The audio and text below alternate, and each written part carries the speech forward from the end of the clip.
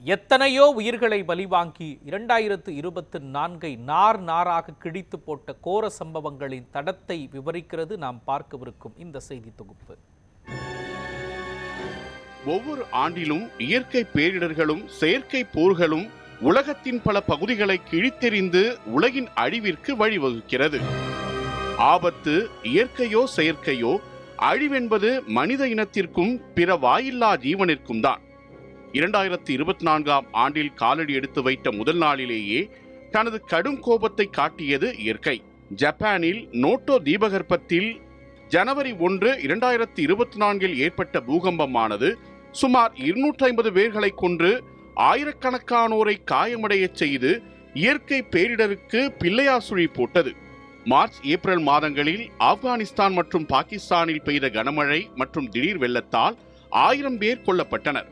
Kenya மற்றும் Tanzania, சீனா, Thailand, நேபாளம், Japan ஆகிய நாடுகள் 2024 கொடிய வெள்ளத்தை கண்டன.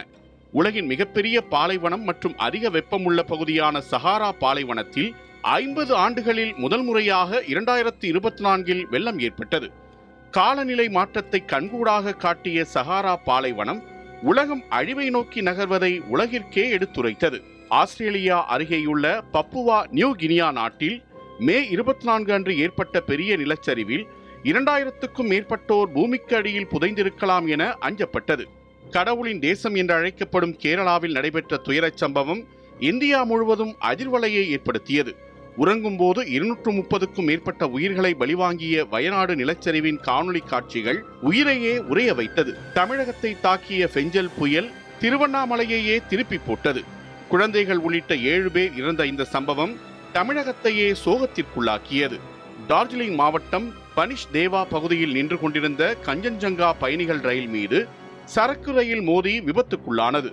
15 பேர் பலியான இவ்விபத்தில் பல நூறு பேர் படுகாயமடைந்தனர். 67 உயிர்களை குடித்த கள்ளச்சாராயம் கள்ளக்குறிச்சி பகுதியில் பெரும் சோகத்தை ஏற்படுத்தியது. 2024 நடந்த மிகப்பெரிய மோதலில் இஸ்ரேல் காசா லெபனான் மோதல் உலகத்தையே உலுக்கிய ஒரு கோர சம்பவமாக மக்களை அச்சுறுத்தியது. ஹெஸ்புல்லாவின் கட்டளை மையத்தின் மீது இஸ்ரேல் குண்டு வீசி தாக்கியது.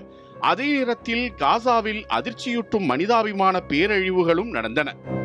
2024 நார் நாராக கிழித்து எறிந்த சில கோர சம்பவங்களின் தாண்டவத்தை மனிதர்கள் நினைவு கூர்ந்து அது போன்ற தவறுகள் வரவிருக்கும் ஆண்டுகளில் தொடராமல் இருக்க பாதுகாப்புடனும் விழிப்புணர்வுடனும் இருக்க வேண்டும்.